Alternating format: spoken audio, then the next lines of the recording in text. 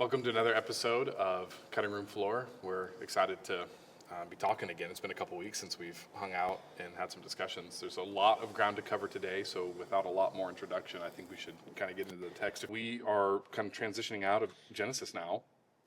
We've looked at all the way up through Joseph, and this past Sunday I finished the Joseph story that you began 2 weeks ago. And so we're kind of, in our framework, our 9 chapters that we've got going on, we're kind of putting the close to the first 2 chapters. Yeah, I think it's a good spot to kind of do a little bit of recap and touch on the last few things, because it is the end of Genesis and the end of what's our second chapter? Family of Abraham. Family of Abraham. So we're moving into the Exodus and Exodus. And So it's going to be, and you know, I said on Sunday, we're going to kind of speed up a little bit, simply because, like, we want to make sure. Here's my thing. It's like, if we just go a chapter at a time, explaining every chapter of the Bible, then that would be wonderful. That would be wonderful. We'd love to do that. However, I think that would bog us down in the same way that, you know, reading my Bible just by myself might be kind of I don't know what I'm reading. I don't understand how this chapter connects with this chapter. And I think it'd be really hard to catch the theme of Exile if we went one chapter at a time all the way, or, you know, maybe a highlight chapter here and there, but really did that slow pace. So we're going to start speeding up to really chart this theme of exile. But Exodus is a significant moment. There's a reason the first 5 books of the Bible have like, for a long time, not just in Christian tradition, but Jewish tradition, been really important to the canon. And so, anyway, we're going to speed up a little bit, but it's kind of nice to put a close to Genesis. But having said that, there's a lot of stuff on the cutting room floor. it's true. So I say we go back, because we did promise in the last cutting room floor episode that we would look at Dinah and the Shechemites. I think we want to look at Judah and Tamar. Yes. And we'll just kind of go from there and see what other things pop up or crop up as we start talking. Yeah. And just to kind of frame that up a little bit for everybody, we were talking just before being on camera that between Dinah and the Shechemites and Judah and Tamar, these are 2 things that were within the timeline of our framework as we were talking through the life of Jacob and then the life of Joseph, that we just didn't touch on a Sunday morning, because it didn't lend to the progression of the narrative of that individual. Not that they're not important, but, you know, that's why we skipped them. Yeah, it's worth saying we're not skipping parts of the Bible because we're scared of them. Yeah. It's because we're trying to say a particular thing. In the same way that when someone shares the gospel, they're not skipping the whole biblical story. We're just trying to get to the meat and potatoes. Yeah. We're trying to get to the essence, the essential message. And so we definitely don't want to skip Dinah and Judah and Tamar and these, you know, kind of wild stories that we're going to look at here. Yeah. They are important. So do you want to read some of that, and then we'll just kind of talk through it, or do you want to kind of break the story down? It's a tough one to talk about. I don't know what. I don't think there's probably a better way to sum it up than to just read it. Yeah. So this is chapter 34 of Genesis. It's about Dinah and the Shechemites. So now Dinah, the daughter of Leah, whom she had borne to Jacob, went out to see the women of the land. And when Shechem, the son of Hamor, the Hivite? How do you say that? Hivite, I think. Hivite. The prince of the land saw her. He seized her and laid with her and humiliated her. His soul was drawn to Dinah, the daughter of Jacob. He loved the young woman and spoke tenderly to her. So Shechem spoke to his father Hamor, saying, "Get me this girl for my wife." Now Jacob heard that he had defiled his daughter Dinah, but his sons were with his livestock in the field. So Jacob held his peace until they came. And Hamor, the father of Shechem, went out to Jacob to speak with him. The sons of Jacob had come in from the fields as soon as they had heard of it, and the men were indignant and very angry because he had done this outrageous thing in Israel by laying with Jacob's daughter. For such a thing must not be done. You just want me to finish out the chapter, or I mean, so summation? Maybe let's do a summation from that point, because now we've got kind of the introduction to the story. Okay, Dinah is assaulted. Yeah. That's what happens. And so then Simeon and Levi, they contrive a plan to take care of the situation. So they deceive. Oh gosh, what's his name? Well, before we do that, Simeon and Levi being Dinah's brothers. Yes. Not just brothers from the, 12 or 13-ish kids that Jacob has to his name, but they are her brothers from the same mother. Yeah. Um, All from Leah. all from Leah, yeah. Yeah. And so then Hamor, however you say his name, Yeah. the Hivite, he he wants to marry Dinah. Okay.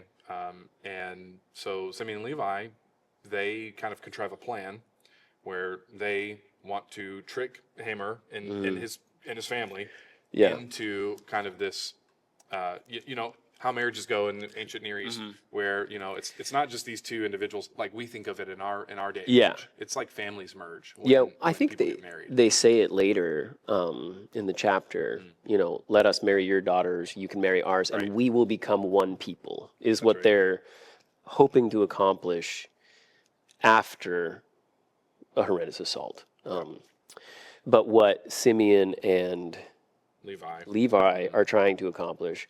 I mean, there's just a lot of tension in this story. The whole thing is awful and uncomfortable. But that Jacob waits to say or do anything till his sons come home. That. Yeah, what's going on? Yeah. What's going on? And then also that. Well, I guess I'll let you continue with what is the scheme on.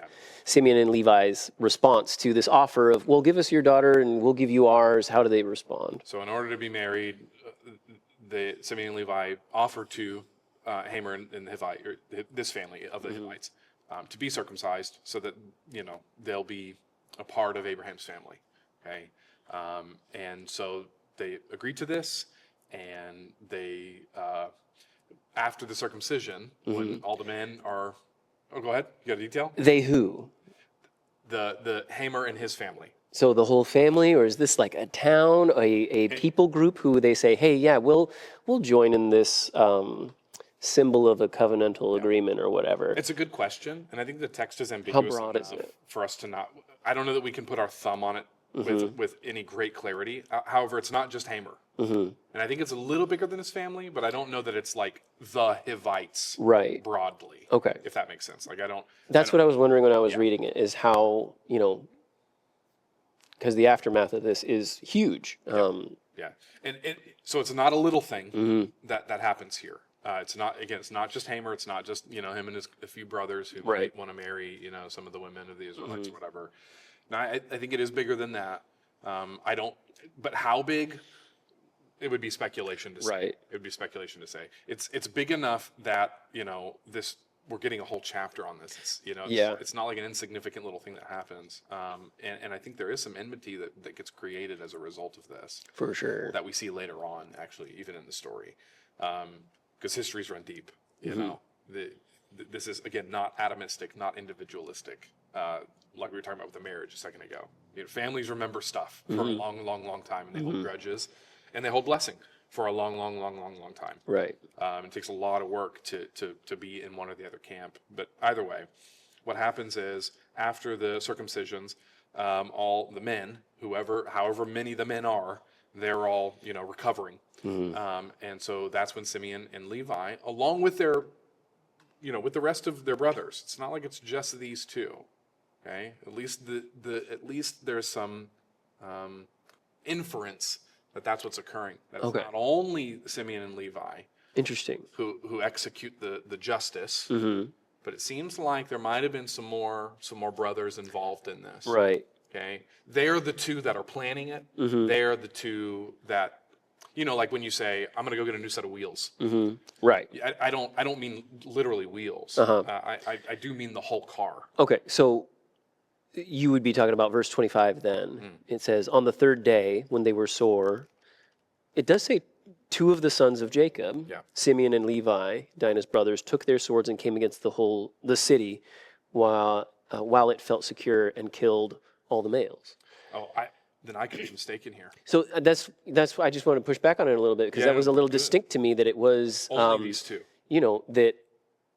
And the thing that made me kind of stop on that isn't just that there's, it's two guys versus a bunch of guys who are kind of laid out, the odds, not that, but that also Jacob doesn't respond initially. Right. I don't like that. I think we should bristle at that. And Jacob has a large household. He's doing well at this point. He has a lot of people with him. How is it that there are two who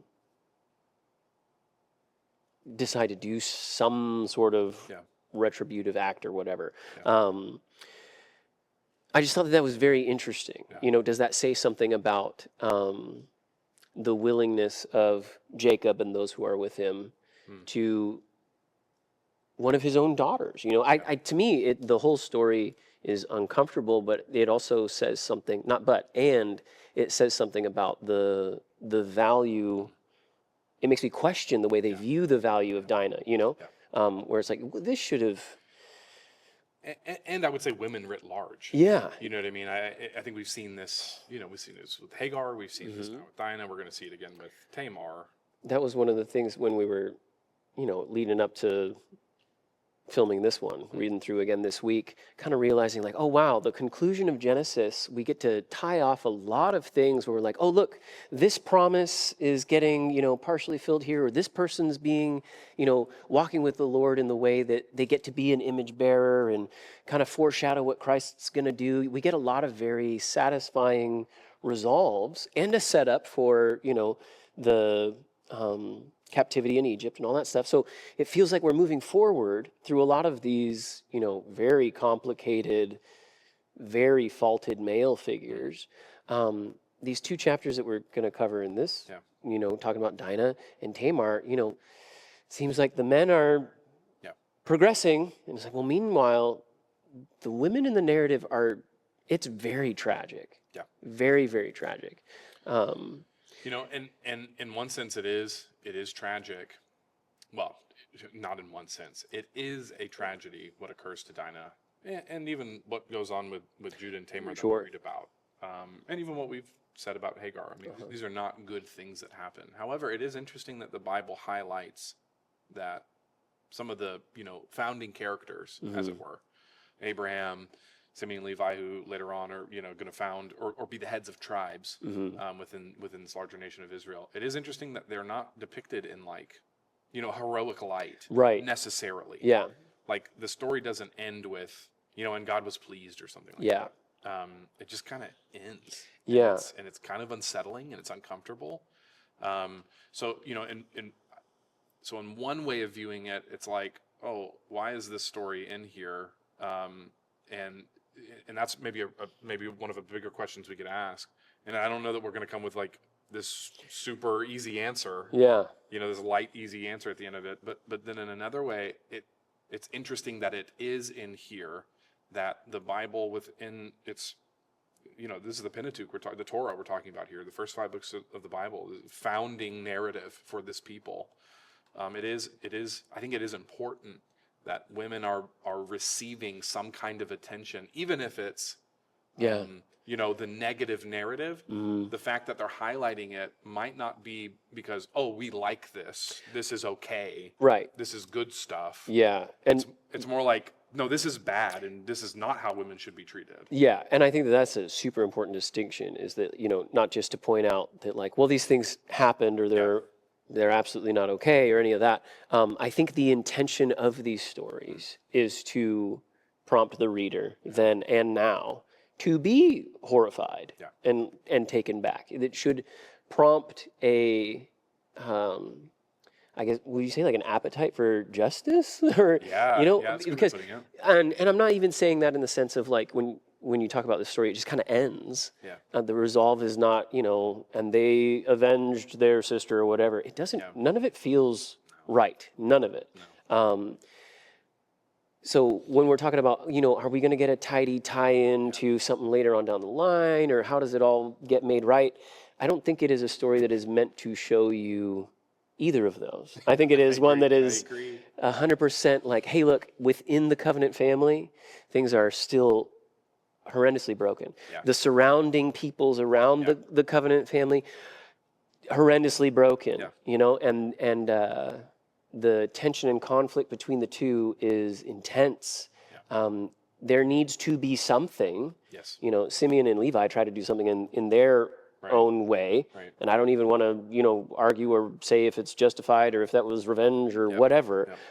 Something deeper underneath that needs to happen. Like we're again looking at the human problem, One might say, where's the restraint? Yeah. What's restraining these people? What defines right character and right action Yeah. for these? How do we feel about this, right? Like, what did they do a good thing? I mean, you kind of pose that question. It's like, I don't know that we should answer that with any kind of certainty, right? Yeah. Because yeah, they're seeking retribution, but also they deceived and killed a bunch of people. Yeah. And I get it. It's a heinous act that was acted against Dinah, but at the same time, like where is the lines of grace and justice, and how do those intermingle with one another? And, and it does make you feel that way at the end of the story. Like, and again, I think I'm supposed to feel. you ought to feel unsettled because also, we're talking about the rape of Dinah. It's awful. Is there something that can happen at the end that makes us go, okay, now it's okay. Yeah, Like, no, exactly. of course not. Exactly. Whatever the end of the conclusion of the story is, absolutely not. Now, I do think this is interesting. So you're pointing out that it's only the two brothers. So, they sneak in, they do this commando operation, whatever. They're pretty cunning about it. Like, clearly they've planned this out, and the humiliation of these men to deign themselves to be circumcised, probably has a particularly poignant point. It's like, you think you could ever be what we are. Oh, that's interesting. Yeah. It's like insult to injury. Yeah. And also, an effective way to get some guys, knocked out for battle. Yeah. And so it's interesting. They sneak in, and it is because you brought the question out a couple times. Why is it that Jacob doesn't say anything? And I think again it kind of points to the fact that we've got deeply flawed characters. We've got compromised people, and the people within Jacob's household, unless their name is Joseph, it seems like everyone else is a commodity. You know what I mean? Or a resource. Or Rachel. Unless it's Rachel or. Well, we talked Joseph, about this a few weeks and weeks ago. This would have been quite a while ago. When we were talking about Hagar, we did a lot of discussion about people being used as an asset. Yeah. And I don't know. It just, it's uncomfortable that, part of me wonders, like, well, Jacob doesn't say it. It says that he waits until his sons come in from the field. Yeah. Maybe he's old. Maybe he wants, why? Or say something. Yeah, or maybe he just doesn't know what to say or how to say it, or he's not obligated to, or the culture by and large doesn't view this as a particularly bad thing, if that makes sense. But to her brothers, they're deeply offended, which is kind of the way, just to keep it moving, kind of the way that I would be inclined to read it, as we try to, speculate on, well, what is Jacob's motive in his inaction and his waiting or whatever.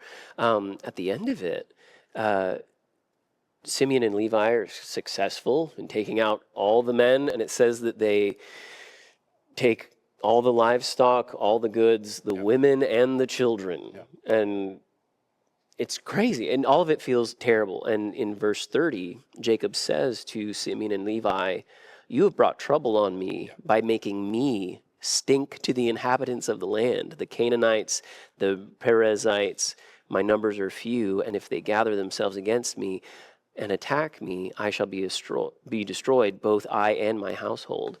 Verse 31, but they said, "Should he treat our sister as a prostitute?" So it almost seems like, when we're looking at the Jacob narrative, like we did weeks and weeks ago, he's very inclined to self-preservation and self-advancement.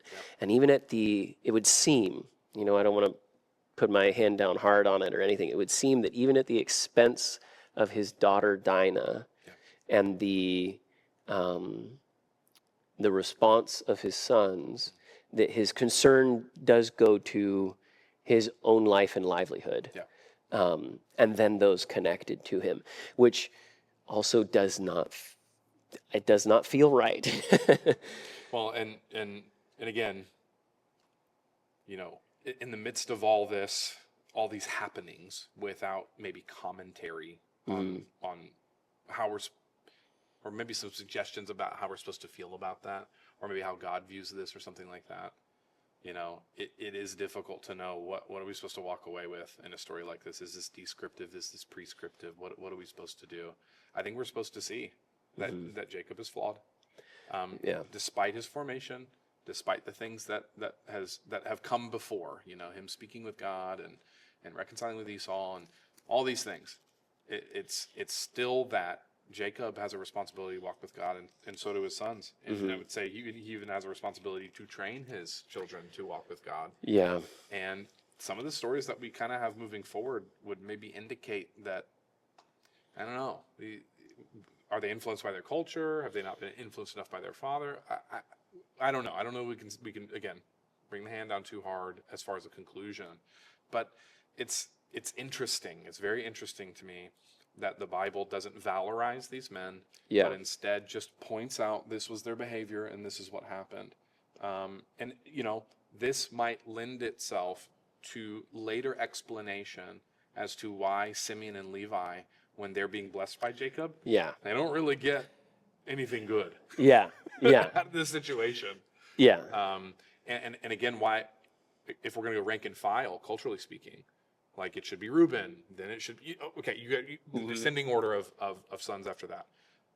It's interesting that Simeon and Levi don't really receive much praise or laud. It's not until we get to Judah that there's like, real something turn. Nice being said almost, Which I'm glad you brought that up, because I do want to talk about the blessings that Jacob gives to his sons, who will become the 12 tribes. That talk has a little bit more, elevation to it, a little more encouragement. But I think that maybe is our linking thing for what is the significance of the Dinah story, what is the significance of the Tamar story. Like you said, Reuben also doesn't receive a great blessing because of his conduct. So these seeming, side narratives or whatever that are just tragic, again, they do link to the main plot line later on, and it's not in a positive sense in this case. And it's not even and it's also not in an Aesop's fable kind of way. Yeah. We can just, like you said, we wrap the story up in a nice tidy bundle and then move on.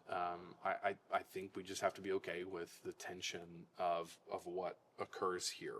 And it just is. And I think that's kind of life, right? Yeah.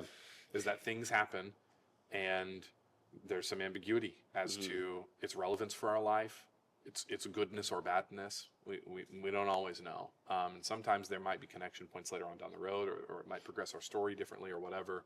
Either way, this text is clearly an important moment because there is something going on here that creates kind of a tension in the scene. It's not just that Jacob's family just gets to sit nicely in this space now. It's in fact that this family who are supposed to be those who are inheriting this land, in what way will they inherit it? Maybe that's another question we could generate out of this. In what way are they supposed to inherit it? Yeah, that's a good way to put it. Maybe that's the right way to put it. In what way are they supposed to inherit this? Is this the right time? Are we supposed to be armed and fighting people? Are we supposed to be complete passive? I mean, there's other questions that we could generate out of this. And we've gotten both in the narrative already. They've gone to wars with people and come out with great things. They've gone and done the right thing and left with a lot of goods. Correct. And so So are they listening to God's voice? Right. Like that to me feels like the big question, right? No. I think that's exactly right. And I think the absence of direction or God's response to this act is maybe our biggest indicator of hey, does this reflect his character and plan that he's revealed so far? Absolutely not. So to me, this would fall into the line of, I would assume this is a seeing and taking on multiple ends, and accomplishing something awful on the end of both, Both are not good. There are no heroes in this story. Yeah. Now, I think it's interesting that we don't hear Dinah speak one time Yeah. the entire narrative. Though she does come up later, doesn't she? Yeah, yeah. In fact, I think she might be. I could be wrong. She might be a part of. She might be a part of the blessing of Jacob. I feel like she gets mentioned in the blessings. But I could be before wrong. we I could be before we wrong. get to blessings, I just think it's fascinating. She is abused. She's avenged, spoken about. She's delivered, and maybe you could say it in some sense from this thing. But she never talks. yeah. I find that kind of interesting. And again, this is one of those tensions where I don't know what to do with that necessarily. I just find that an interesting, because there's other narratives where the women are seen speaking. That's what I was thinking about with like Hagar, Yep. where it's like, okay, she has an incredibly tragic story, Yes. and also one of the sweetest like dialogues with God and giving him a name and all that stuff. Where it's like, okay, in the midst of tragedy, like the Lord is very there and present. I want that out of this one, Yeah. and we don't get it. We don't get it. And so here it is. Yeah. So yeah. What else is there to say about it? I mean, I know it generates questions and those kinds of things, but Yeah, I think the one thing that before we move on is you had kind of mentioned it earlier that it doesn't valorize a lot of the men of the Bible, and I think that that's important in recognizing like what it is. You said a few different things. It doesn't valorize them. This isn't an Aesop's fable. What characters are we taking away our wisdom from or whatever? It's not what it is. And I think something that's very important and distinct about the Bible versus like other ancient literature is a tendency to valorize your main character and paint them in a very positive light. The story of the Bible about a king and his kingdom. The king is great, and we, as we go through, we're more and more desperate for resolve. But the human individuals in it are deeply flawed. None of this is supposed to paint it as a, well, here's your roadmap by man's conduct. Like, no, here's your roadmap by listening to the leading of the Lord's voice. yes. And I think he'll help us discern and we get the law later on, so there's even further. Greater discernment that we can apply, and then later on in the story we get okay, you understand. It clarifies and distills as we move along, but yeah, in this moment I think we're being set up to go, I don't like that. What am I supposed to do with that?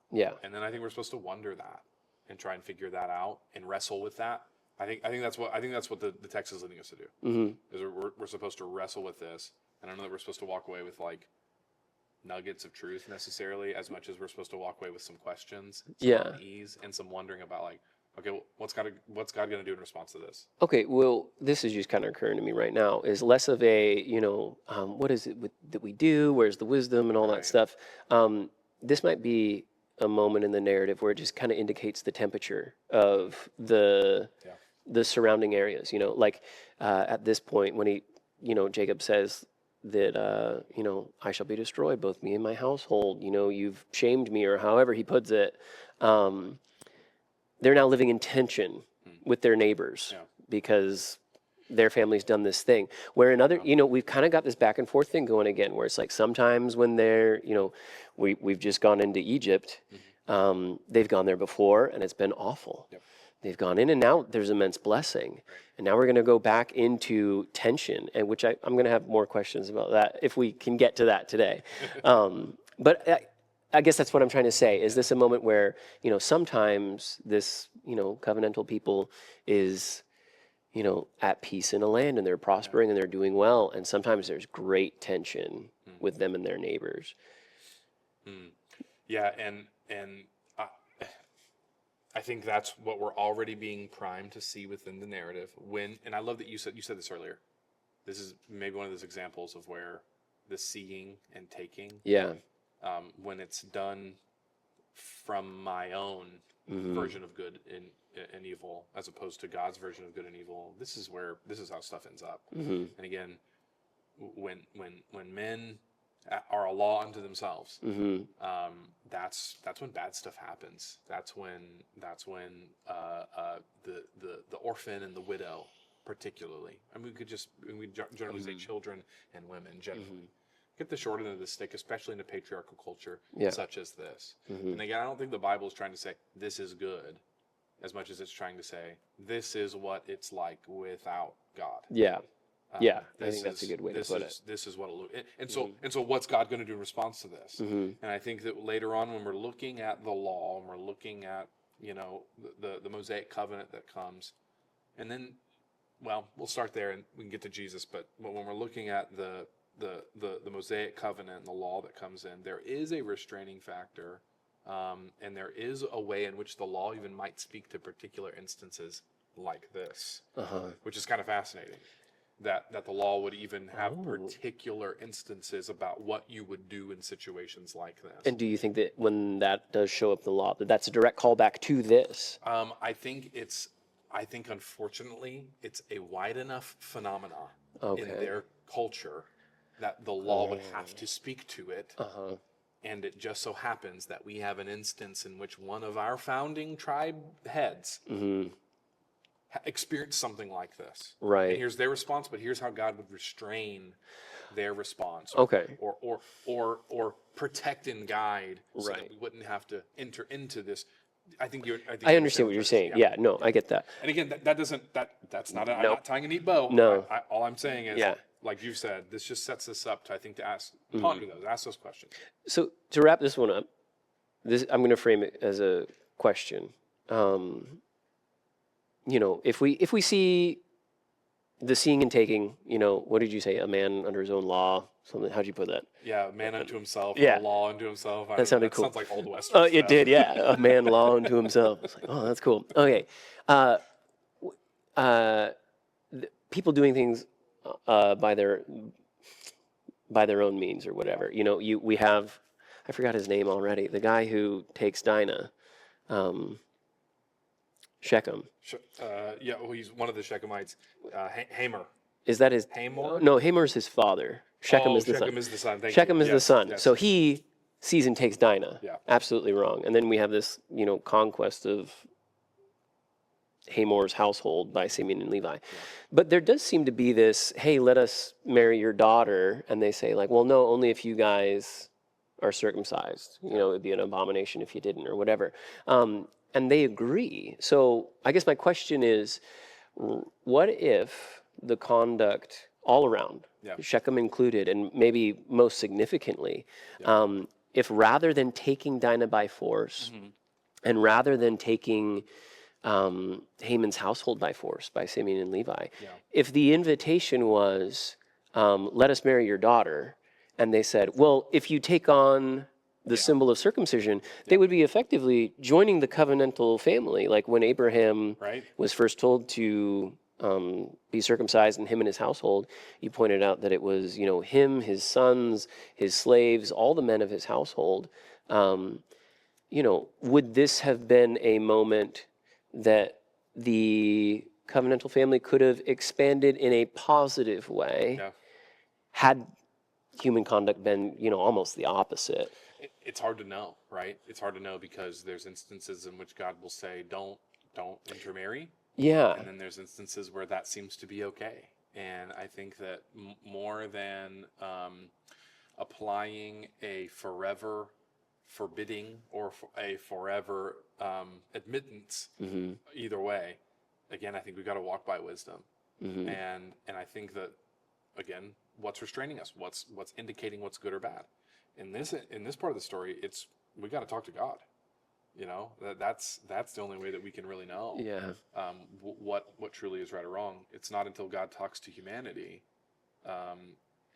at the Mosaic covenant situation there at Mount Sinai with Moses that we get maybe the next iteration or the fuller expression of what God would say is appropriate within this culture. Here's how we're going to live. Here's how we're going to be distinct and a different kind of people. So at this point, we're supposed to be going to God with stuff, and that doesn't happen in this story. I'm trying to remember what your original question was. No, I was saying. Original point was.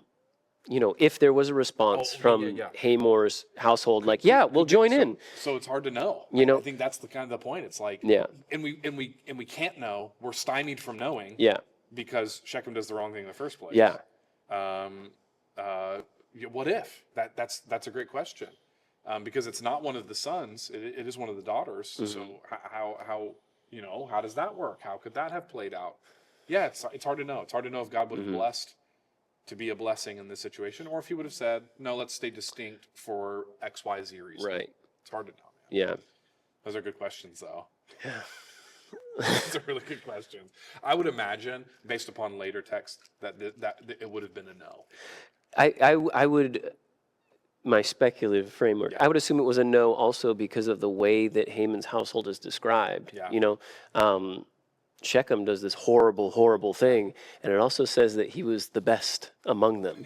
And we're like, that guy? That's a good point. That's our guy? So I would, now that I think about it, it would be a no. Probably not cool with him intermixing with these guys. But I guess what I'm saying is the redemptive plan, the potential being that the promises of God to bless and restore a people should be one that goes out to all nations. Blessed to be a blessing is what should happen. And so I guess my question would be, is there a way that this scenario could have planned out to be a blessing to other nations? Gosh, Speculatively, I sure hope there could have been. I wonder maybe. what the wisdom in that situation would have been. I really do. I'm not sure that that's above my pay grade a little bit. Yeah, and just to be clear, that's not me also trying to tie a neat bow on. It could have been okay. I know. So yeah, it does make you wonder though what could have been. Man, what does right conduct produce when we're looking at something that is almost just wrong all the way through? All of it's bad. Well, I don't know. Yeah, and if Shechem had been a more righteous person, would he have been able to accept it now? It kind of makes you wonder. Yeah. So I don't know. There's so many variables in that. Yeah. Unfortunately, though, this is the story. This is the story we've got. Yeah. Simeon and Levi.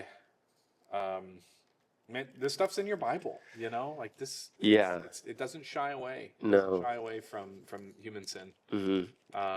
You said it when we started that we didn't skip these because we were scared of them or because they are uncomfortable. They are uncomfortable. But we've covered one. And is there a better way to keep safe the family of God than what Simeon and Levi do? And I think certainly there is. I think certainly there's a better approach than their approach. I think certainly there could have been more oversight by Jake. I mean, there's so many ways that you could have, you could look at the situation. But again, this is the story we've got. Difficult story. And somehow Genesis 50:20 is going to fit into that too. I don't know how, but what they intend for evil, God can intend in turn for good. And so, I don't know what that looks like. I don't mean the direct circumstance. Or make that thing feel better such that I'm fine with it now. That's not what I mean. Yeah. I mean though that something that God can produce something good even out of something bad. Whatever that might look like in whatever measure that is. Yeah. And I think, the scripturally sometimes that is pretty quick. And sometimes that is generationally. Yes. There's a long-term redemptive plan happening. So for those who have been victimized and those who have been violent to others, there is hope. Yes. Which is good news for you and I. On both sides. Yes. Humans get it wrong on both sides. We need to be rescued and redeemed. And that is such a unique and distinct Christian offering. Because I think what Simeon and Levi are showing us is a natural response. What does a redeemed response look like? Not to say there shouldn't be justice. Don't mishear me. But what does justice look like? Yeah. Justice always gives me pause because, I think we can be very quick to want to demand it of other people. Oh, But yeah. do I want justice held up in Never, front of never me? against me. No, I want wanna be the grace and the I wanna mercy. be the justice Yeah, leader. yeah. So, right.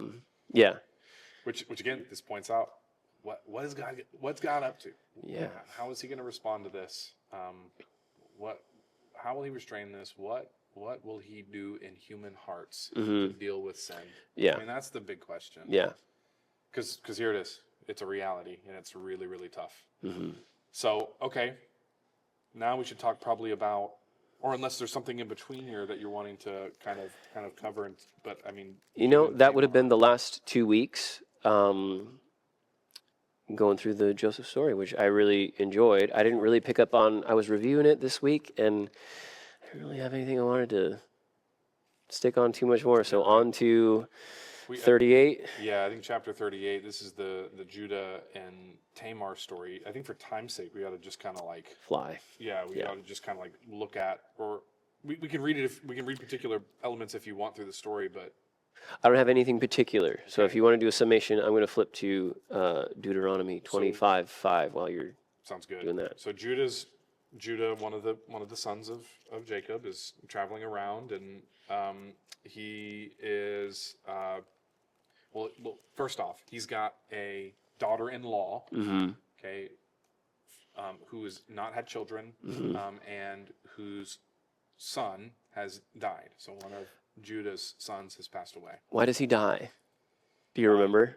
Because he's not fulfilling his vow, or his marriage vow to be fruitful and multiply.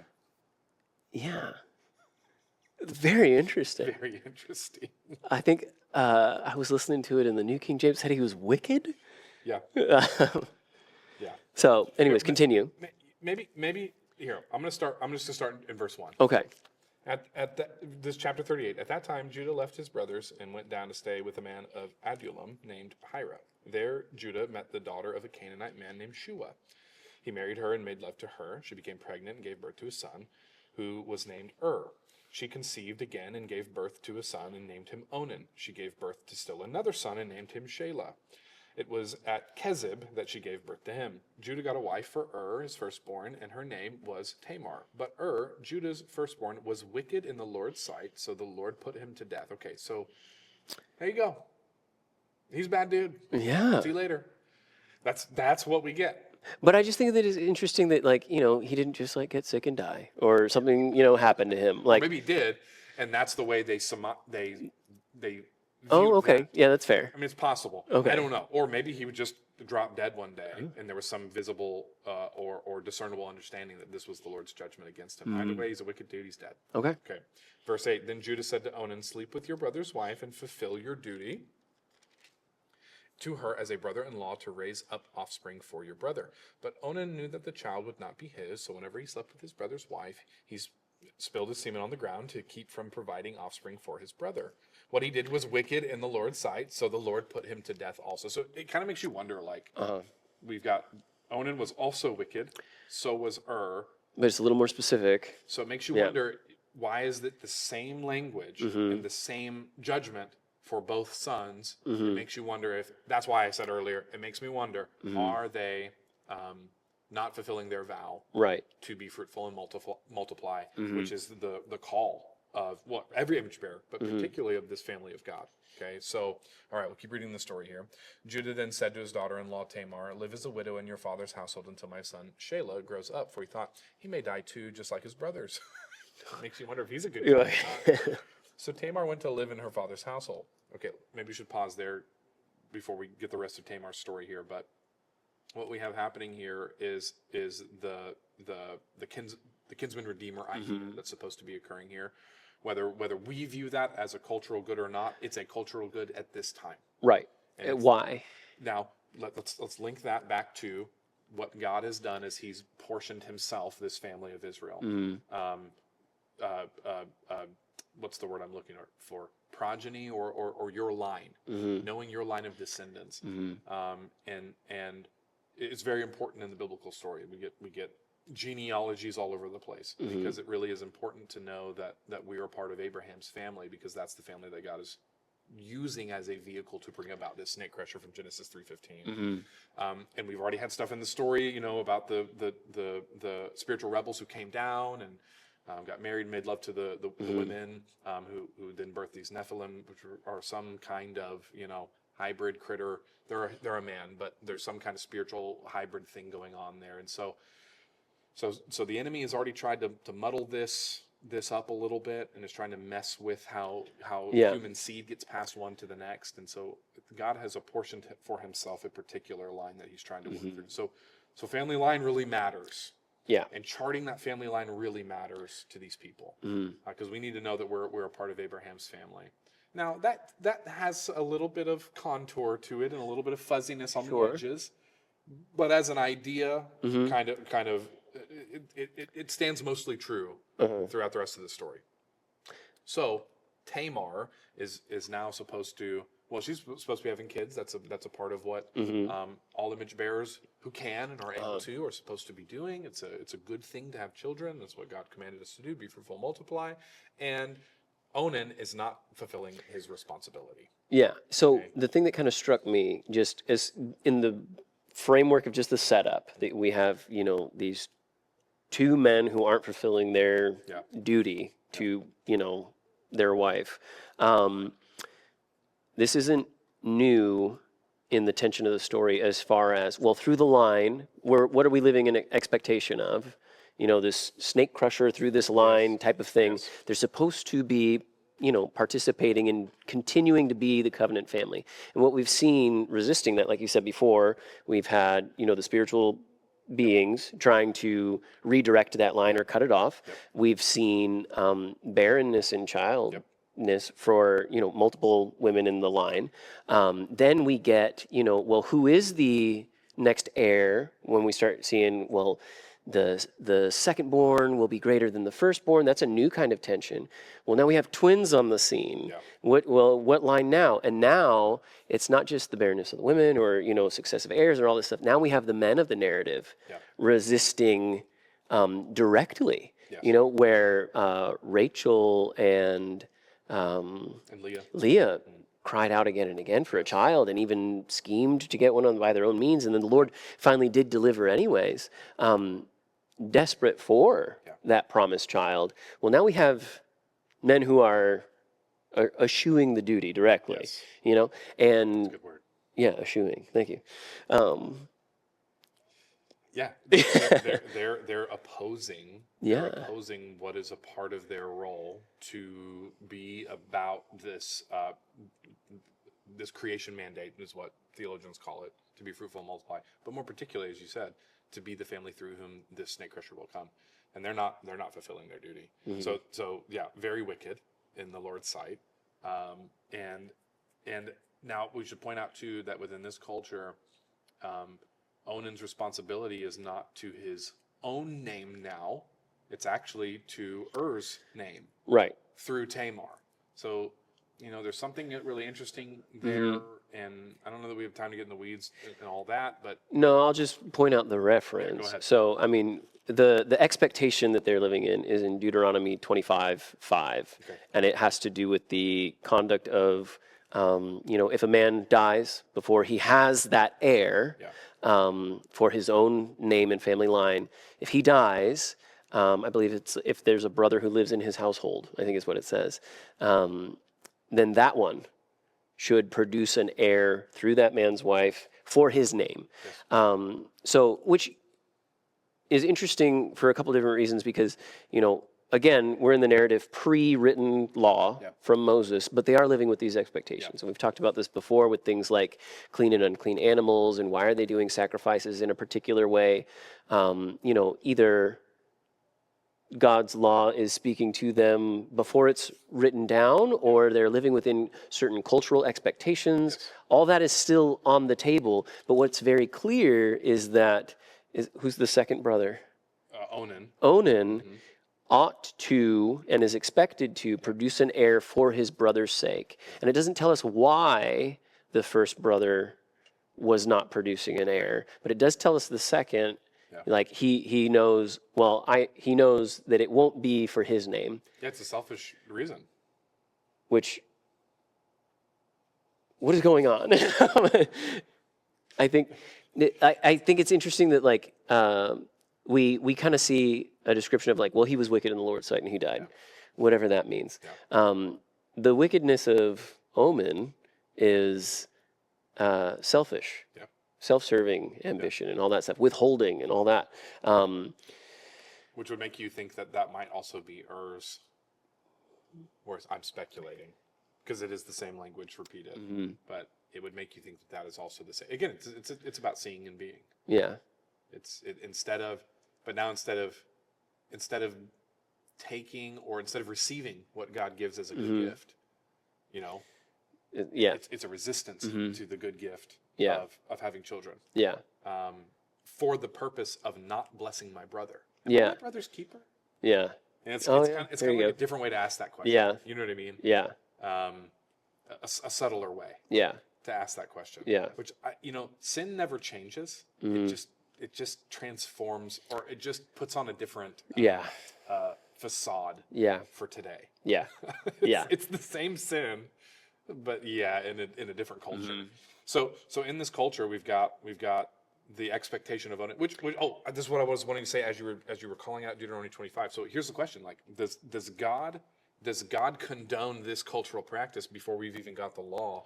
As this is God's law. This is God's way of doing things, and this is how we should do it. When now, let's say I passed away. Okay. Now my brother should. It's like, is that really what God is saying? Okay. Yeah. I feel like the obvious one would be if we lay it out in a timeline, this is pre-written law or whatever. It seems like we are ready and inclined to grab a bit of the law and bring it backward in the narrative, and I think. Sometimes that's within reason. I don't know what you think in this instance, but I think that one of the missteps would be to grab the law, this part in the narrative, and then extend it into, without looking at,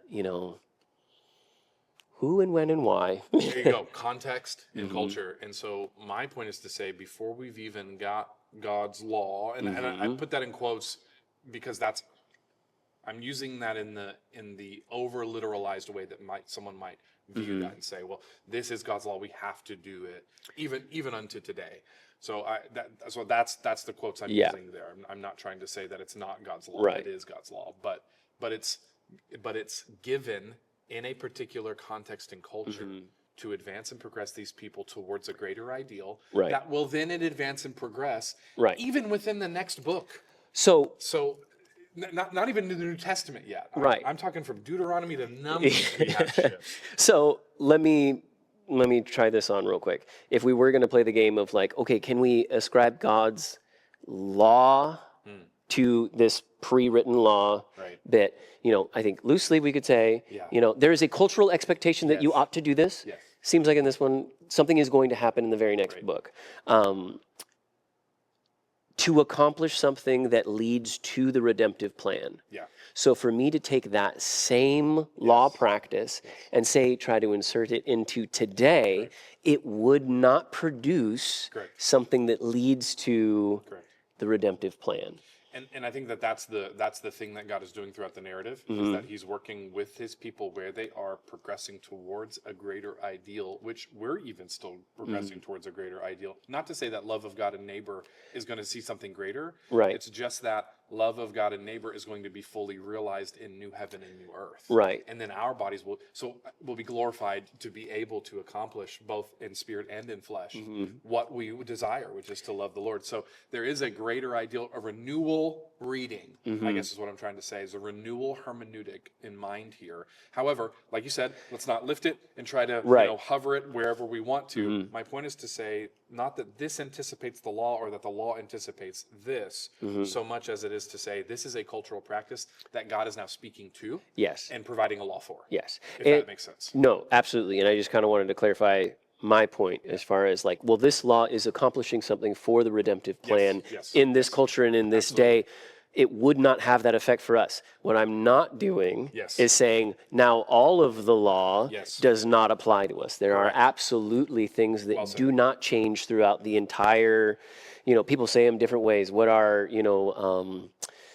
covenantal laws versus ceremonial, moral, or absolutely, or civil or whatever. I am not trying to sweep Yes. everything off the table or keep everything on. I'm saying the context for everything matters intensely, which is why this is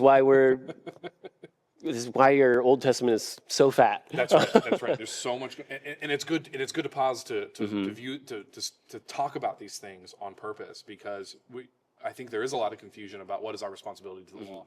So I think a part of what you're saying too is that there are things in the law that are constrained, and we know that because Jesus comes and tells us so. It's not that we're just making this up. And the New Testament does clarify some of those things for us with what Paul will further clarify as he goes on. But the point in this moment is that God is he's entering into a culture that has a particular way of doing things. Laws about idolatry, I mean, physical idols that we would bow down to, maybe they would have impact on maybe some Eastern cultures in our day, but they don't in Western culture. So how could we appropriate that law? Well, the obvious answer, because we have the New Testament, is that there's a spirit underneath that undergirds the law. That is the foundation of the law. There's a principled approach to the law, which means that some laws have a transcendental nature. Yeah. So, Transcultural. and transcultural. They would speak to all cultures, regardless of the particular context that you're in at any given moment. So, and you know how we know the difference? Well, the New Testament helps us immensely for most of it. But then how would we know for the rest of the stuff? Wisdom. That's what Paul will tell us. Yeah. Wisdom is the way to understand that. Yeah. And that's not like a perfect answer. And we just got to kind of live with that tension a little bit. Yeah. I've adopted that way of talking about it because of you. I find it intensely helpful when people are like, well, what do you do with this? What do you do with that? It is very hard to point to a single verse and say, just do this. Yeah. Duh. Yeah, and it's often wrong to do that. Yeah, that's right. Wisdom, and mosaic is the way to put it. And I'm saying wisdom meaning what? I'm not saying wisdom as far as my own discernment goes. I'm saying wisdom as far as the collective view that's in here and the leading of the Lord. Yeah, as a whole, not as an isolated thing. That's right. But to zoom back in on chapter 38 with Judah and Tamar. They are living in expectation of two things: that as a culture, she's expected to have an heir through the next line, and they are living in expectation of we ought to be having children because we're part of this line that will produce snake crusher, all that stuff. Let's go. Where was I? Everything's a 20-minute segue. Here, make sure you flip the microphone on. No, it's not on. Gosh, we got crowd participation. Is it? Go ahead. Yeah. Okay. So, just to clarify here, so at the end of 38, we're getting to verse 26, where he's like, so Judah acknowledged him and said, she's been more righteous than I, because I did not give her to Shelah my son. So this is why, because she was more righteous, because earlier, where she's like, I noticed that he was grown and was not given to me. So it's like she's saying, I should have had him and you didn't give him to me. So even though she deceived him, she deceived Judah and got an heir that way, it's like two wrongs made a right. Well, no, I wouldn't say two wrongs made a right. That's a good question, though. Okay. Yeah. So here, let's explain some more of the story, because you've probably been sitting there reading it, Mr. Miguel. Let's explain some more of the story here. Miguel just jumped to the end of the story.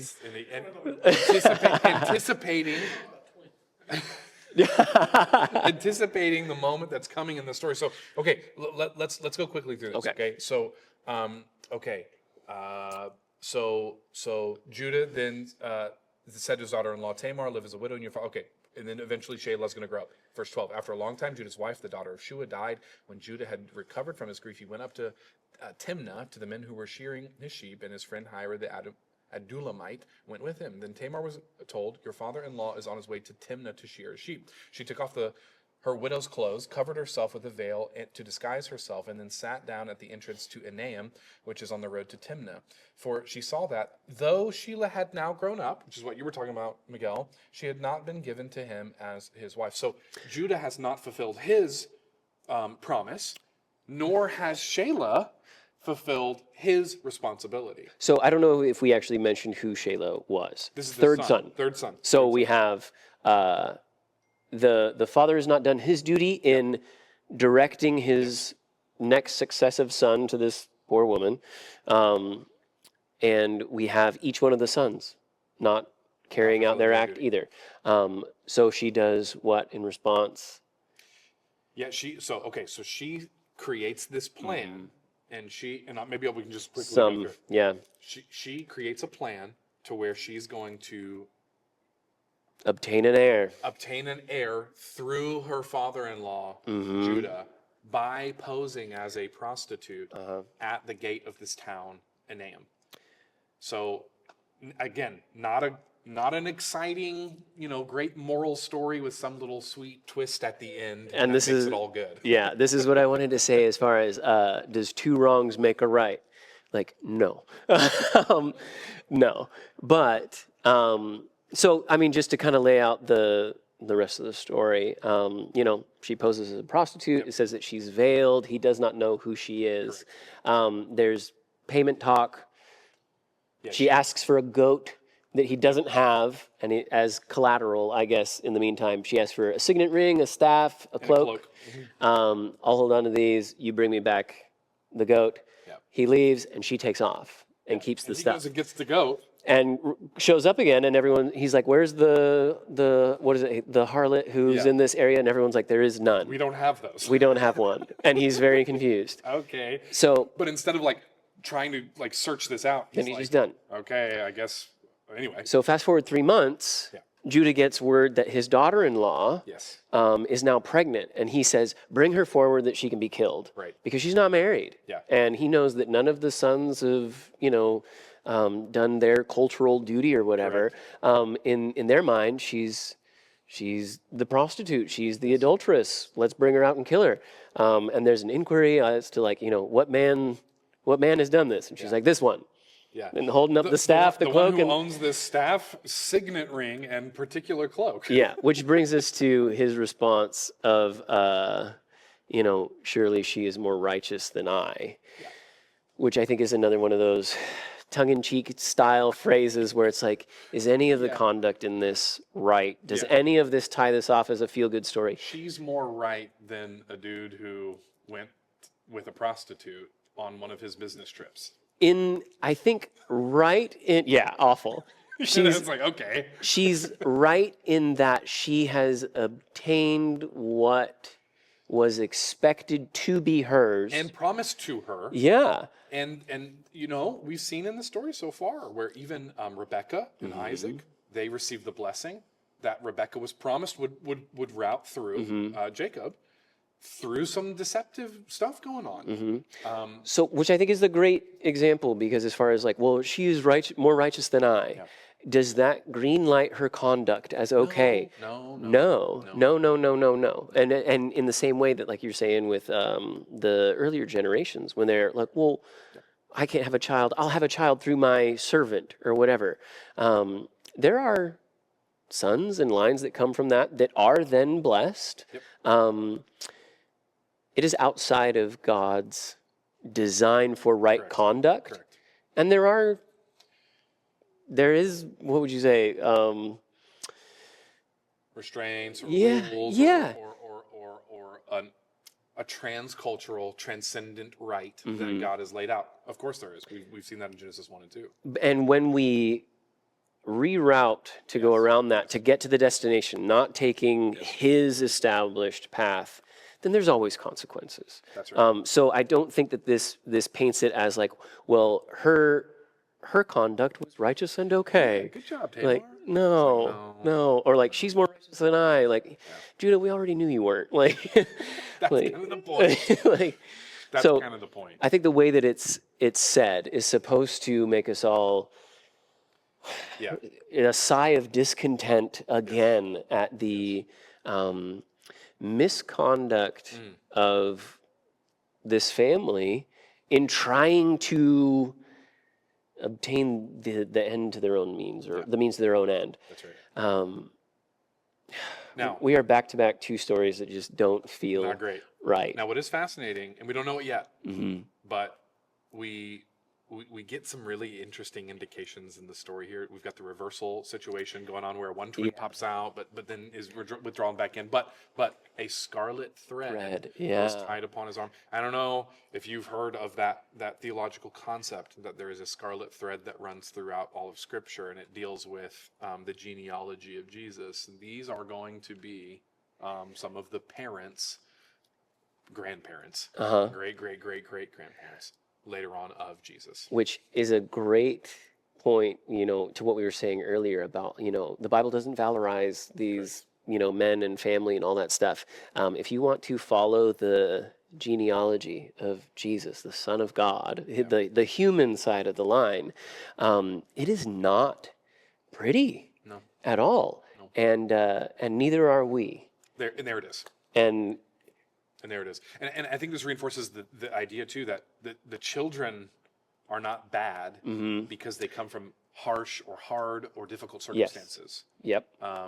The children are actually a wonderful thing. And it is good that children are there, but it does matter how parents, have those children. And there is a good way to do that.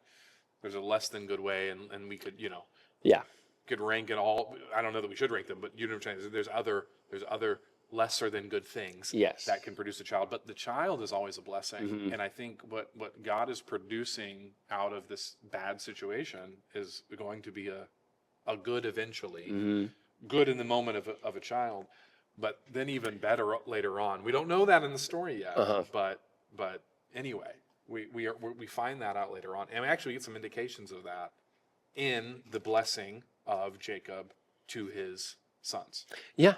And this is kind of what I was talking about earlier with there's not always an immediate resolve. Sometimes it is a long arc for the redemptive plan. That's a good point. And for this one in particular, is the conduct for Judah and his sons right towards Tamar? No. Is Tamar's conduct when she poses as the prostitute right? No. But this is a linkage where it's like, hey, what if they had succeeded in eschewing their duty? Where is the covenant line then? Does it stop there? And we know, obviously not. And of course God would make good on whatever his promises would be, but it is interesting that he uses this man, this woman, and it is interesting because, again, it punctuates the point that it's not really about these people. The story's we're not supposed to emulate Judah or Tamar. Yeah. But we are supposed to see that even though they do a bad thing, God can work with anybody. Yeah. Man. Did we already borrow the language from Joseph at the end? Did, yeah. Okay. Genesis Yeah. 50. Yeah. Which again is it's this beautiful summary statement of really the whole book of Genesis. Yeah. That whatever you intended for evil, God intended for good, and it seems like that is God's heart consistently.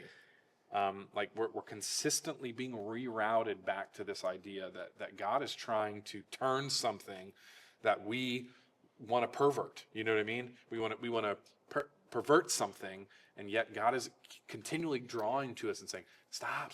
Yeah. There's a better way. Yeah. I have a better thing for you. Come here and receive life."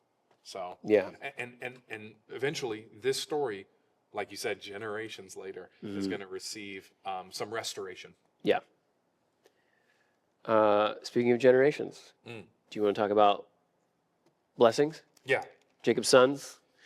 Okay, we've gone through Joseph. Jacob comes down to Egypt. That was a good summary. Yeah. And now Jacob's hanging out. We're already there. And Jacob's hanging out. That's a good question, Miguel. Thank you for asking that. That's a really good question. It was interesting too. Yeah. On the mic, yeah. What's interesting too is that you closed it up with a closing statement of Genesis, and about all the things that you do for evil, will be used for good, and it just that hope going back to you are more righteous than Baha'i. You see it again in 1 Samuel. in chapter 24 when Saul's talking to David, and he's like, "Oh, is this my son David?" And he's like, Look at this theologian. Whoa. "I did Yeah. all these evil things to you, and you've done them good." And I was like, "Well, that's a." And that's fascinating because David's coming from Judah and Tamar's line. That's cool. There's some connections there. You need to Okay, look up. I learned something today. Yeah, you need to teach us more, and look up if there's any other moments where you are more righteous than that pops in the story. That's a good plant a flag in that phrase. You are more righteous. Oh, that could be interesting. It could be a cool sermon series. All right, that's going in the list of here I am statements. You're Yes. more righteous than I. Early in the morning. So many themes. Yeah. So many patterns going on in the Bible. These writers are incredible. It's incredible. Okay. Did you want to talk Manasseh and Ephraim, or do you just want to jump right? I do actually want to talk about Manasseh and Ephraim. Joseph's sons. So this is chapter 48. Yeah. Summation. We don't have to read everything. Yeah. I just thought it was very interesting. So Manasseh and Ephraim are Joseph's sons. Who's the older? I believe Manasseh. Manasseh. Okay. So what happens is, towards the end of Jacob's life, Joseph brings his sons to be blessed by Jacob, and he goes to lay his hands on the boys to bless them, and he lays his hand of blessing for the one who will be the primary inheritor on the second born, Ephraim. Yeah. And which is interesting for multiple reasons, I think. And Joseph tries to redirect. It kind of paints a picture of Jacob as very similar to Isaac in his old age, that, his sight is gone, and it's like, okay, in Jacob's day, this was his opportunity to deceive his father into receiving a blessing. Yeah, now Jacob is completely blind, or not completely blind. It says his eyes are pretty dim. much. But makes a direct effort to bless the secondborn. And, you could say that, maybe that's just his second line, soft spot in his heart for the little brother. I'm going to bless him extra. Or, there's probably something deeper going on there, that he's carrying on this blessing of, the secondborn will be great. He quotes it. Yeah. And that Joseph tries to redirect it. He's like, no, Manasseh, he's the elder. And he says, I know, son, but the younger will be greater than the older. And he gives him this blessing. And he's like, I'll bless Manasseh too. Yes. And he does, which, again, reflects all this stuff that happens with Ishmael and Isaac and all that stuff. Esau and Jacob, we keep getting these pairs of brothers over and over and over again throughout the biblical story, where the second in line becomes the primary inheritor, or the one who kind of carries on the covenantal line or whatever. God is doing something within that framework, and Jacob wants to participate in that. Joseph. Yes. No. Well, and Jacob in establishing the blessing and where it is directed. You're right, because it's Joseph who's telling Jacob. Wait, switch it. Switch it back. Yeah, and he said Jacob's he tells like, him no. So it's not an accident because of his poor sight, like he took advantage of with his father. So again, it's another one of these like undoing moments that I thought was really, really great. It is fascinating, and it makes you wonder too. Like, does Jacob? None of us know through whom the snake crusher will come. No, we don't know that in the narrative yet. But they're living in expectation of it. Correct. So this was something that my wife pointed out to me a couple weeks ago. And she was like, hey, if we're following these lines, you get to Joseph. Yeah.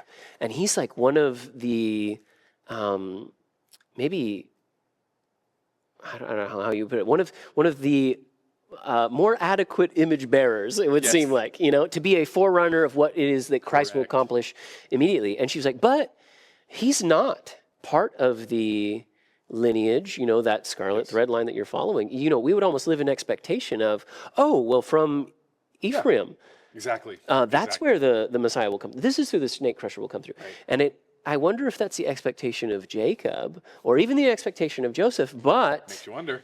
But that's pretty much all I wanted to say about those guys, because then we have to get into the blessings that go to the rest of Jacob's descendants, which I think based on their previous conduct and the blessings, the way that it's worded by Jacob gives us a very great indication of like, oh, the Messiah is going to come through this line. Yeah.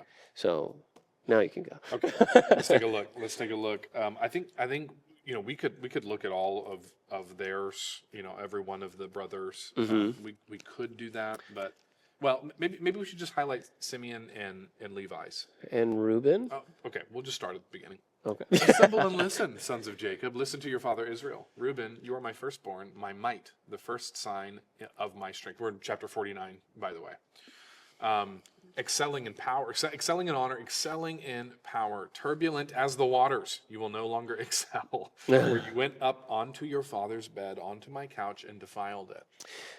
I imagine that when Reuben is receiving this blessing, that he's getting talked about as like being like powerful and all that stuff, and he's like, "Great are you, preeminent in power, unstable as water, and you shall not have preeminence." That's mindset. It's just a real big down, which is in reference to some of Reuben's conduct earlier, in which, Reuben, we kind of get two different things from him. When the brothers are conspiring together, when Joseph comes out to meet them in the field, let's kill him.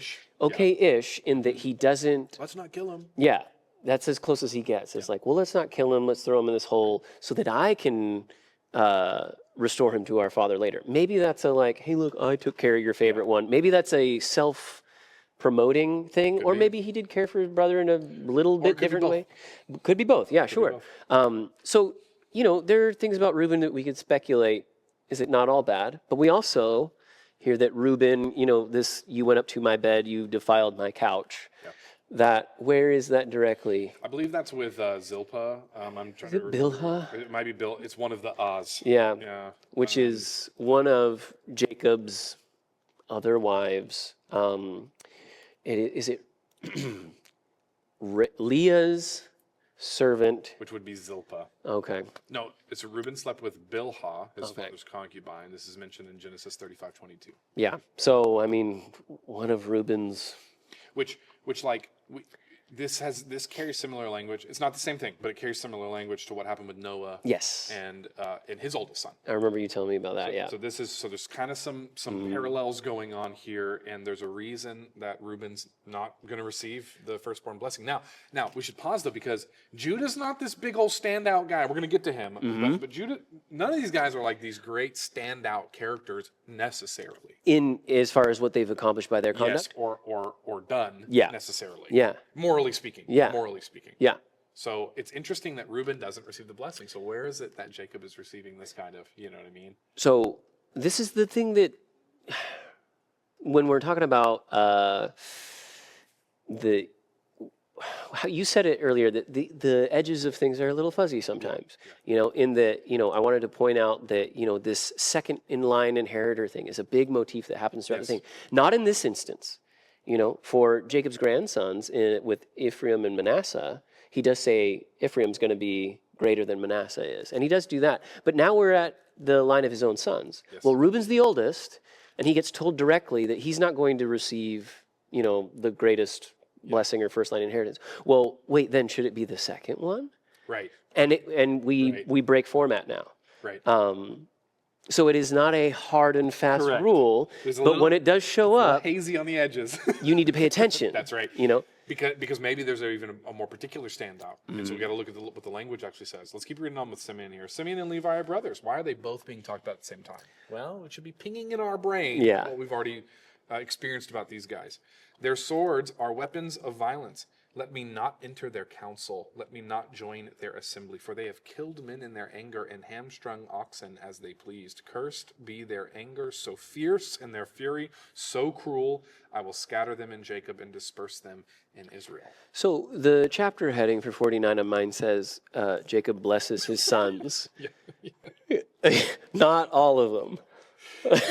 Not all of them. Which is fascinating because there is a redemptive plan, even if it's not through the particular line. It's not as though the tribes of Israel don't receive blessing corporately speaking. It's not as though they're not all Abraham's sons. True, and we've seen that in the previous generations as well, that With there is the Ishmael and- promised son, but then the other sons are also Correct. blessed and become nations. Ephraim and Manasseh. Exactly. We just saw that there as well. Totally.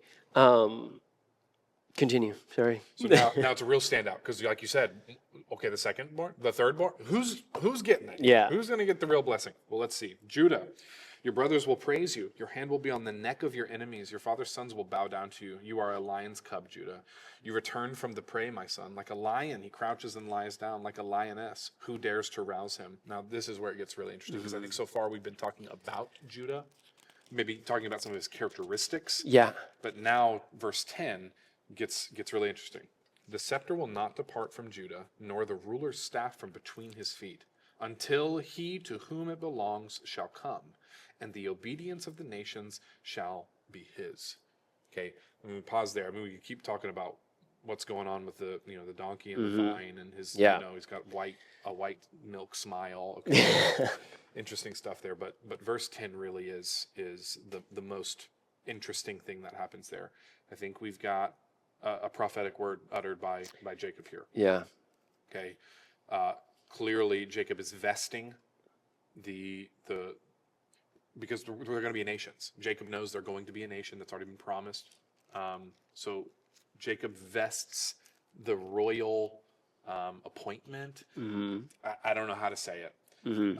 In Judah and in his line. Now, that's not to say anyone else couldn't be kings. So is this what we talked about kind of before with Jacob and Esau? That there's something particular about a blessing versus an inheritance, Right. where when we were talking about Jacob and Esau, Esau cries out when he finds out that Jacob has received the blessing. Yeah. And you're like, well, what, can't his dad just bless him too? Just like put your hand on him and bless him. Something significant's happening there, or that it can't just be about inheritance as far as like goods. Right. And all that goes. Right. That they're, in this lineup of, 13 brothers that Jacob's going to run through, there is something particular about, what would the phrase for it be? The direction of the covenantal plan, I guess. That's a good way to put it. Or any other time in previous generations when we've had two brothers or twins or whatever, are they vying for, well, let me be the one that this comes through, this particular blessing. You feel like you'd see more of that, in fact. So it makes you wonder, why do we not see more of that? Why do we not see more of vying for, well, I want to be the one. I want to be the righteous one that God covenant partners with, and I want to be the one, you know what I'm trying to say?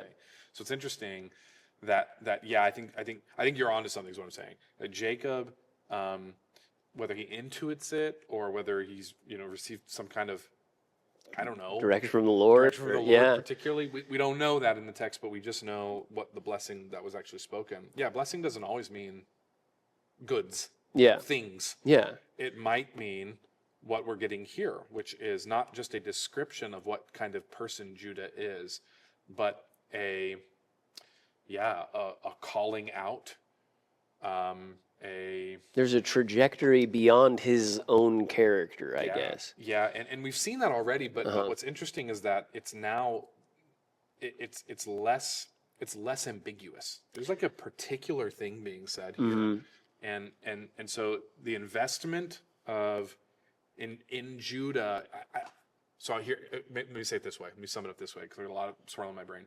It seems like Jacob somehow, we don't know how, but somehow recognizes that the particular covenantal line, the particular family through that will bring about the snake crusher, this promised one, is going to be through Judah.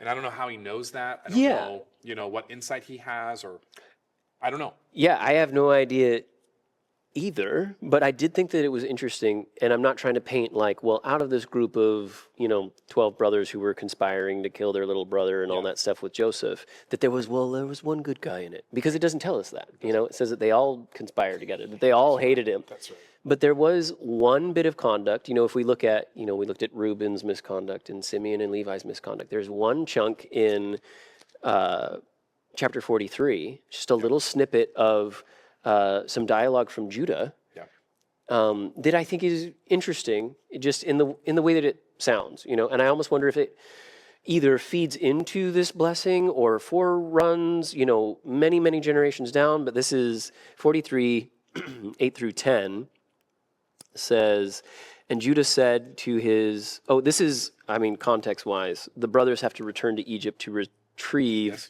Simeon. Simeon and bring Benjamin down, and Yes. there's this whole. So there's a collateral brother thing going on. But anyways, and Jacob is, or I'm sorry, Jacob's troubled by this because he's like, I've lost sons, I'm going to lose Benjamin, I've already lost Simeon, I've lost Joseph, and so this is Judah talking to Jacob on how to get his brothers back, basically. And he says in verse 8, and Judah said to Israel, his father, send the boy with me, that's Benjamin, and we will arise and go, that we may live and not die, both we and you and also our little ones. I will be a pledge for his safety. From my hand you shall require him. If I do not bring him back to you and set him before you, then let me bear the blame forever. I just think that that's slightly reminiscent of someone who is willing to be a intercessory or substitutionary type of, if this doesn't work out, let it be on me. I'll be the one to restore him to you. Right. And I don't think that there's something hugely significant about that, but that is spoken by Judah, and that he is part of the line that will ultimately be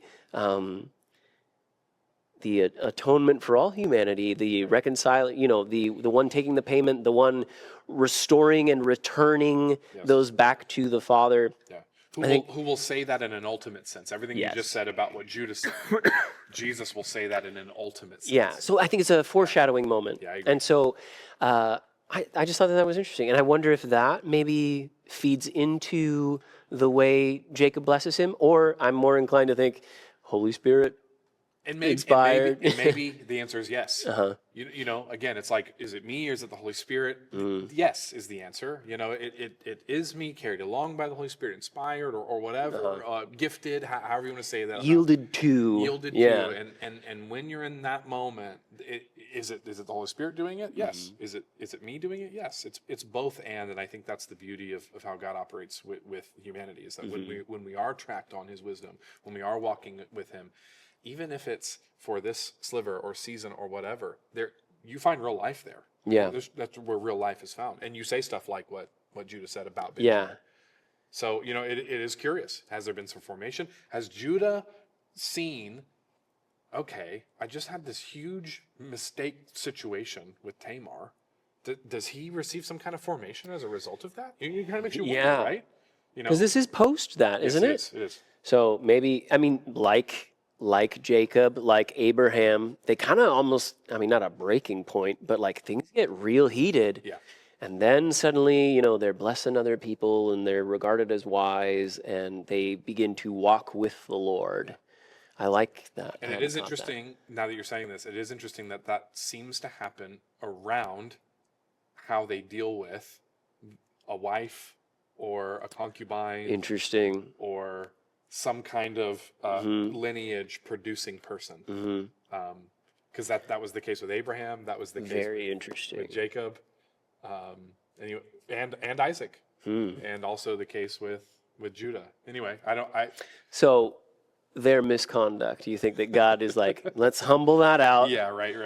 And now walk it out together. Now we've got a different kind Interesting. of God. I don't know. Could be. Interesting. Could be.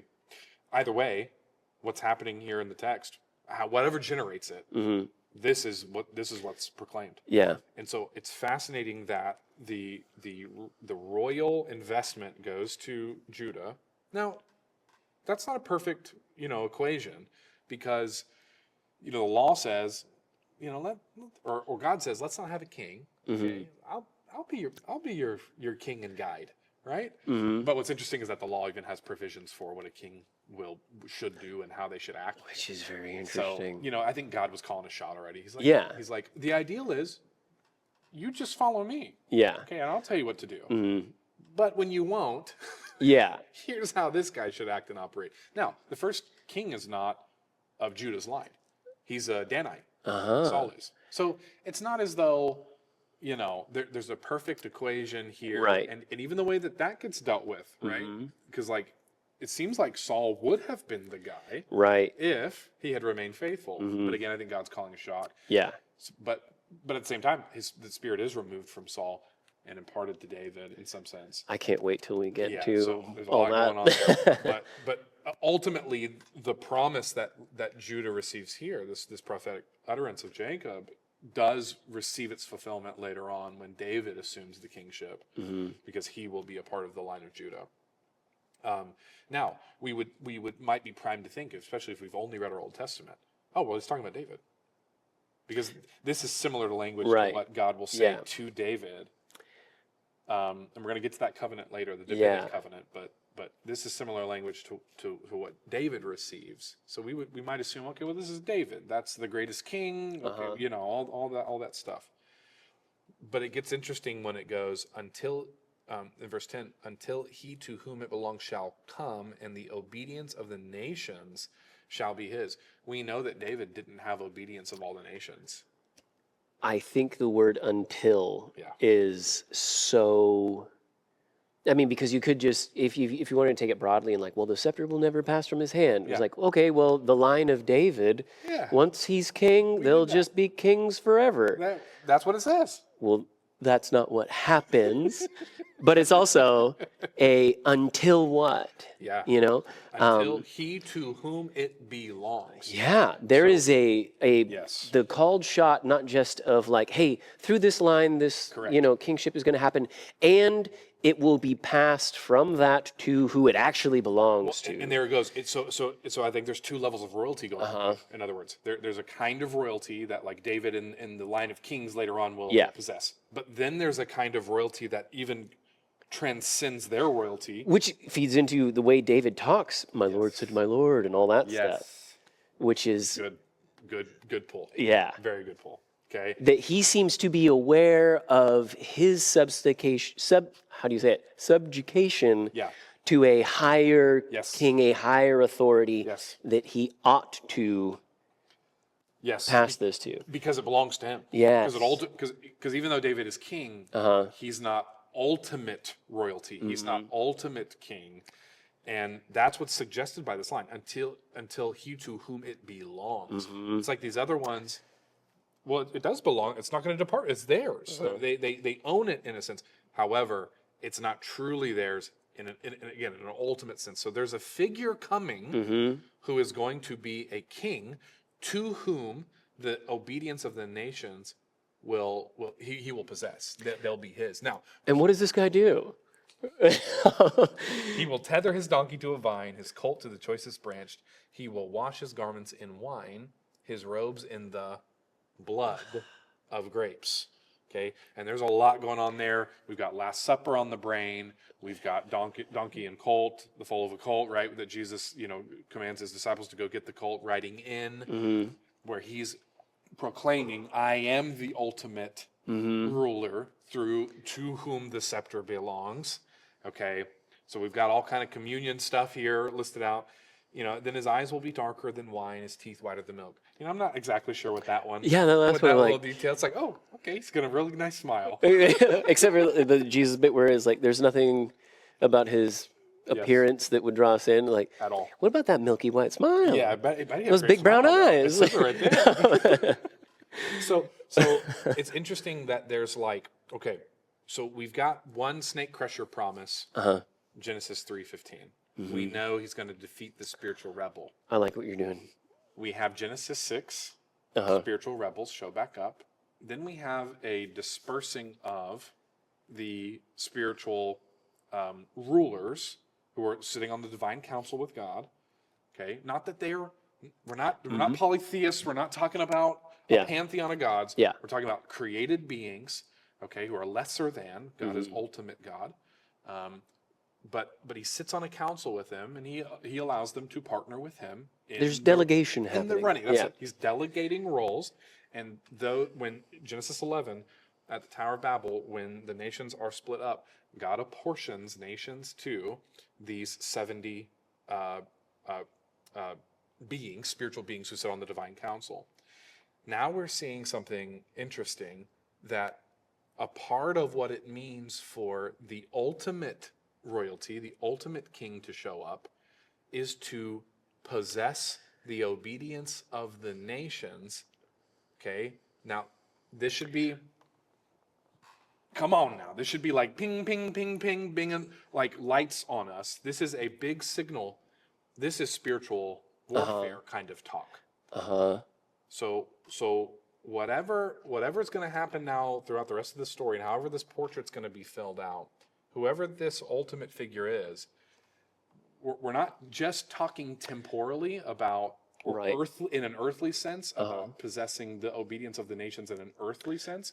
We're also talking in a cosmic sense. So let me hold this on the other side of that. A lot of the things we focused on, particularly, I feel like we talked about that a lot more in our opening chapter Yeah. than we did in our second one, the family of Abraham. Seemed like we shifted a lot more to, well, what is Abraham and his line meant to be? Yeah. A blessing to all nations. And we've kind of talked about it a lot more in a framework of, okay, when they got it right, Yeah. they were a blessing to all nations. Or when they got it wrong, it didn't work out and there's tension between them or whatever. That seems a lot more concrete as far as like neighboring nations and all that stuff.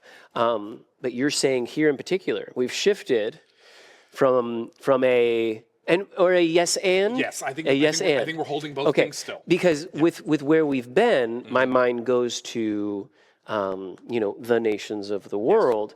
But as soon as you were talking like that, I'm like, oh wait, if we rewind a couple months, then now I'm with you. Okay. Yeah, and again, in their mind, Well, because God has to accomplish both. that's the point. That's the point. Is that God? How is God going to deal with exile? Well, He's got to deal with both the physical and spiritual reality of exile. Right. So we can't get so earthly focused that we miss that there's a spiritual battle raging on. That this snake crusher, this one to whom the authority truly belongs, has to claim both and has to do both. That's and good. has to be in both. Has to somehow be both. Be both. things. Oh my word. Does that make sense?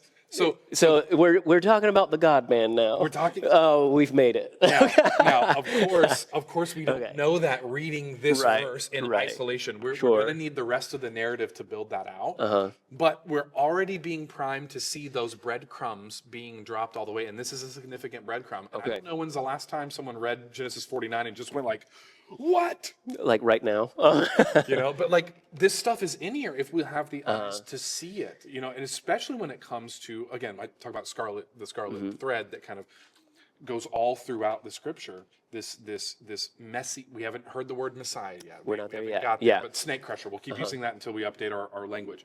This snake crusher, we need to be looking for when the text makes express mentions or express call-outs about that figure who is to come. Okay. I'm glad you said this because we've mentioned it every Sunday for the last 4 Sundays that it's going to get harder and harder to keep in view the fulfillment of the covenants that we're going to see as the plot line just gets broader, and the primary one of dealing with the snake. That's it. And his descendants versus Eve's descendants and all that stuff. Because again, So this is a moment that it really zeroes us back in. Because again, these are not separate things that are going on in the story. It's not that that Jesus has to deal with the human rebellion and then he has to deal with the spiritual rebellion. He's got to deal with them both at the same time. But also, look at when the callback is happening. It's when we're about to go, okay, we've gone covenant family. Now we're going to go to 12 tribes. Yes. And it's going to get broader and broader. We've gone an individual, a family, a nation. Tribes. I wonder if this gets reiterated each time it expands. I want to go back and look. That would be interesting to see if that's a pattern. Because we've seen, how many times has God reestablished His covenant with Abraham? Right. He says it again and again, and it's not just randomly. No. I wonder. Purposeful moments for sure, to be sure. So something significant is happening here in Genesis 49 and in chapter 50, because again, you get Joseph's great speech at the very end, the reassuring of his brothers, the grace offered to them. There's so much good happening there, but I wish I could have talked more about this on Sunday because I get fired up. I get fired up about this subtext. I mean, I'm not making it up. It's here in the text. We're looking directly at the verse. but there's a subtext going on that because we have these awesome stories about Joseph saving all these people and the tension of the brothers and all this stuff, we might miss these kind of details. Yeah. Calling out this particular snake crusher who is to come. You gotta be watching for those details. I'm glad you did, because this chunk about Judah in particular, like every time I read it, I get all goosebumpy and stuff, because there's a lot to it that just feels so familiar about like, this is Jesus. This is going to be the line of Jesus. There's something so royal and regal and mighty about the lion and all this stuff. I get kind of swept up in the romance of the imagery of it that I almost forget the plot line, and that this individual that I'm excited to see is also accomplishing something. So that I'm And what he's going to accomplish. What's so fascinating is that what he comes to do is not just a reversal of maybe Judah's sin, or later on Moses's or David's, or these big characters that we think of. No, it's that the obedience of the nations will also be his what Abraham's call for the blessing of all the nations will also somehow be wrapped up in what it looks like to be obedient to this one to whom royalty truly belongs. So this individual, the one who it actually belongs to, will be the one to accomplish what Abraham is promised. Yeah, correct. So good. And obedience to him is what blessing to the nations looks like. We're getting a gospel message in Genesis. I mean, fully. I mean, we're seeing an example of it in Joseph. You know what I mean? This and in Judah. These guys who, when they get it right, they lay their lives down for others. Yeah. Right. And I could keep going. We should stop there, I think. Okay. Now, I know we're way over our time, but do any of y'all have questions that you want to pepper throughout there or throw out about anything that's going on in Genesis? No? Anything? Because I mean, we started out saying that we're wrapping up Genesis and we're closing out Family of Abraham. We're moving on to next chapter. See, that means that we explained it all. We've done it. We did it. There's nothing else to say about Genesis. Even though you were like, we have to stop. We have to stop. Yeah, there's like 9 more brothers to talk through in another chapter, but it's okay. I love Dan's. Oh, sorry, hold on. What is up with the tribe of Dan? We're at time, but yeah, Dan's an interesting tribe. Maybe we'll do a call back to Dan when we get to that tribe. I did have a question. Yeah. If we have time. Joseph's burial. Does he also say, because Jacob says, you're going to take my bones or my body back to the land of my fathers or whatever, because he's invested in this promised land idea. Remember, he doesn't even want to go down into Egypt. And the Lord's like, I will go with you. Yeah. You can go. Joseph, does he also make a statement where he's like, hey, don't forget to take me back? Or it just says that he is buried in a tomb in Egypt? No, he says, take me. Verse 25 of chapter 50. Okay, this was the thing that I was going to ask you. I didn't jump ahead and look for it or anything. Do they do that? Yes, they do. Okay. In fact, it calls it out. Okay. It says that they go to the tombs of Jacob and Joseph, and they gather their bones up to take together. them. Yeah. It happens in one event. I think so. Because they don't. Wrong. Jacob doesn't die, and they take him back to. Oh, that's right. No, you're right. Okay. It's Joseph's bones they bring up to take to the promised land. Okay. During the Exodus. Yeah, during the Exodus. Okay. That's all I was wondering, because I noticed that he dies, close of Joseph's story, but he does not. He's in Egypt. And I'm like, I don't know. Something in my antennas was saying, I don't think he stays. And I think Jacob. They have the ability to do that with Jacob. They don't have the ability to do this with Joseph, because Joseph is royalty. Yeah. I mean, inherited or given royalty. Yeah. He's not born royalty, but. I was also thinking, the way that it describes Jacob's death and burial. There's a 70-day embalming period, and the same thing with Joseph. And I'm like, what? And that's why I was wondering, like, I think, biblical artifacts and stuff are very exciting. And I was like, I would love to find a Joseph mummy. That'd be cool. Anyways, I was just wondering, but because- they carry him out. But because they take him, you know, they go to a land that probably could not preserve his body the same way that the Right. desert and arid climate of Right. Egypt could. Okay. So, you know, we're probably not going to find. Yeah, I'm not Joseph's saying. laws. I just thought it would be cool. But maybe Maybe we a big will. tomb in Egypt or something. Anyways, close out to Joseph's story. Yeah, he calls the shot the same way Jacob does. Okay. Jacob's like, I want to be back in the promised land where I'm supposed to be. Okay. Okay. Joseph says it in verse 25, and Joseph made the Israelites swear an oath and said, God will surely come to your aid. So like, Ooh. yeah, prophetic. Well, because again, they all know Abraham's story. So like, they know what's coming. Anyway, I guess they don't know, but I guess that their expectation. I guess. And I was wondering, is that Joseph's as well? Is he just like, well, I'm second in all Egypt now. Yeah. I'm basically an Egyptian. Yeah. He also seems to be inclined to, yeah, when this goes further, what's promised to our family, Yeah. I want to be a part of that promise. correct. Okay. Which I think is really important for us because again, Joseph has not forsaken his original identity. This is the beauty of being an exile. Okay. Okay. Exiles can exist within a nation not their own. They can be a foreigner in a land not their own, and yet they can stay faithful to their identity. And Joseph is showing us that even while I work for, even while I benefit and bless, even while I am appointed to be in this place, even because right, that's what he says, that God sent me ahead of you guys so that I could save these people, even in an appointed sense. Yet he remains faithful to his identity as one of God's chosen family of Abraham. And I think it's the perfect example of what exile ought to look like. And I know we got to build this portrait more. But as we get to the New Testament, that's what we're going to keep picking up on is the same idea, is that we're exiles. We live in a world that's not fit for us. I mean, not in its current state, at least. Yeah. Not as it currently exists. And so how do we exist in our nation states and our governmental systems within the cultures and contexts that we face?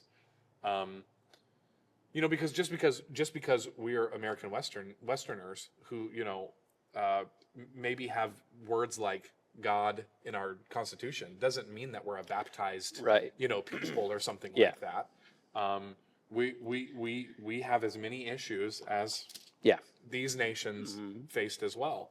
And so, how is it that we can remain true to our identity as those who are in God's family, even though we might live in a time and place in a day and age that doesn't share our vision of life? What do you think of the? Oh, did you have a question? So maybe we're not supposed to identify with the characters in the scripture that we've covered, in a sense of looking to them to try and emulate their lives and their choices. But it maybe would be good to figure out how exile, whether it be one thrust upon or even in a negative way or in a positive way, how that shapes and forms